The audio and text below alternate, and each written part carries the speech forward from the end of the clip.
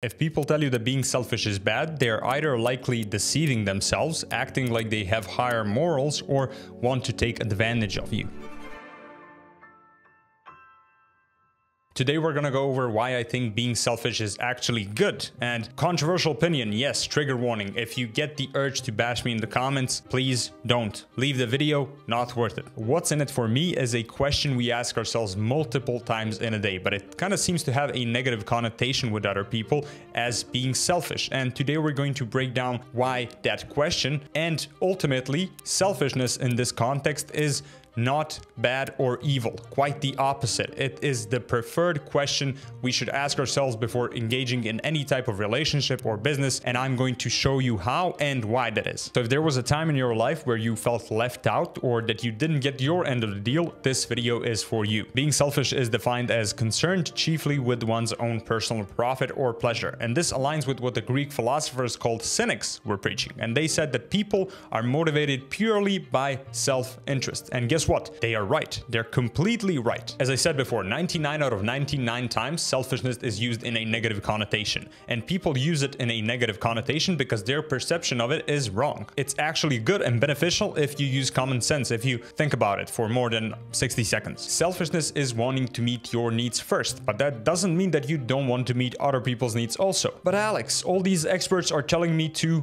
live outwardly focused, to focus on others, to serve others as a man or a woman. Wouldn't that be a stoic thing to do? Wouldn't that be the desirable thing? Yes, just after you meet your needs first. See, you wouldn't be able to help somebody first if you didn't help yourself. So in order to help anybody, you need to become selfish and focus on yourself so you can build yourself up and then help other people. You don't just wake up an immovable object ready to support everybody you love. You have to build that object. You have to build that person up. And during those times of building, you have to be selfish with your time, focus, and energy, so that over time, after a lot of years, you come out of that hyperbolic time chamber a new person. Nowadays, people call that time period monk mode, but I call it being in the hole, being in the trenches. But it simply means working on yourself. That's why in an airplane situation where there is an emergency, they tell you put your mask on first and then help everybody else. Because if you don't satisfy your need for oxygen first, there will be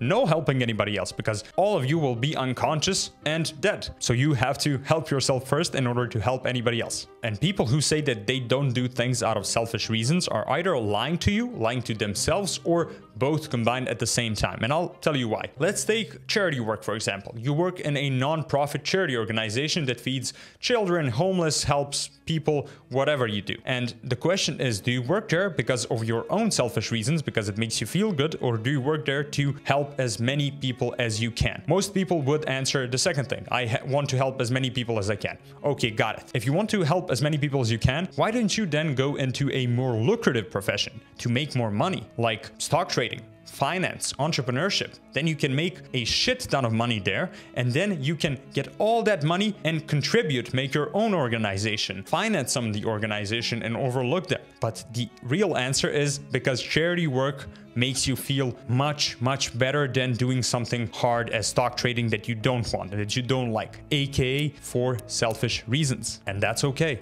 Believe it or not, you can do anything you want with your life. It's called freedom. And I just want you to become aware that being selfish is fine if you also want to meet other people's needs after you meet yours. Wow. Now I feel exposed because I thought all I do was for kumbaya purposes. This guy's a total jerk. I'm gonna write him a bad comment. Let me calm you down. I'm gonna give you another reason to why being selfish is totally fine. It's because being selfish is rooted, like fixed into our primal mind. The selfishly perceived question of what's in it for me is actually not a selfish question. It's rather a survival question. It's how you choose a lover. It's how you buy products. It's why you actually clicked on this video. Not because you want my channel to grow, but because you thought, oh, this video might have something useful for me. It's why you clicked. It's why you watch. And that's how it should be. But most people feel exposed when you tell them that. And a lot of people still don't get the idea that you can have a transaction where both people walk away satisfied. A lot of people still think that somebody needs to have an upper hand. But if you think about it, your whole life is rooted in successful transactions. You buy a video game from a company. You give company money. Company give you satisfaction, gives you happiness from playing the video game. You give your friends a good time. They give you a good time back. You watch this video, you like it, you get some useful information, you like, share, subscribe, I get recommended to more people. It's called a mutual benefit transaction. So we come to a conclusion that being selfish and getting what you want is a prerequisite to being happy and feeling satisfied. But Alex, what about those times that I didn't feel like I got my end of the deal? You pay for a party that was boring. You buy a shit course from a guru. You are nice to your boy or girl, but they're not nice to you. The not so easy answer here would be to learn not to engage with those people or buy those products ever again, or negotiate better terms the next time you do. But the question here really is, Alex, how do I not get fucked over repeatedly and continuously? One good way, a simple tactic that you should use, is be selfish. And we come back full circle. Ask yourself, what's in it for me? And stop thinking about how other people will perceive your point of view, because everybody likes to pretend nice in front of the crowd. But the first thing they do is ask themselves, what's in it for me? What do I get from this? And that's why you repeatedly get fucked over, because you don't ask yourself, what's in it for me? What do I get from this? Think about what's in it for me. What am I going to get out of this? Because later you will be able to get more for others. And it's not going to happen by being assertive. Haha, whatever you guys leave me.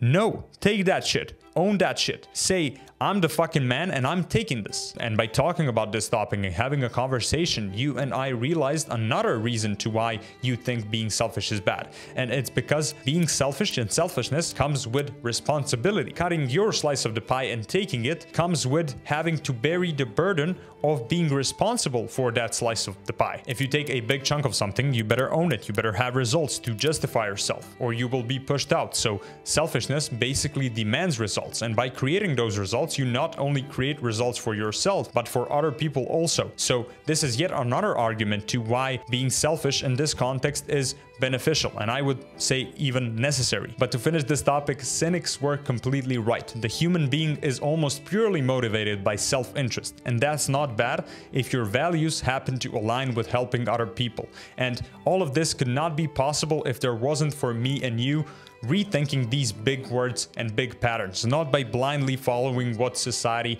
has laid out for us as true. That's the video. Thank you guys for watching. I'm really grateful for you taking the time out of your day to watch this. And you know what? I thought about calling my community of 200 and something people big thinkers or thinkers. I don't know which one I'm going to go with yet, but you vote in the comment which one you think it's better. And if you're new to this type of content and you like it, please make sure you subscribe. It's how you help us grow this community. And remember, take your shit, own your shit, and help other people. And that's how you'll always get what you want.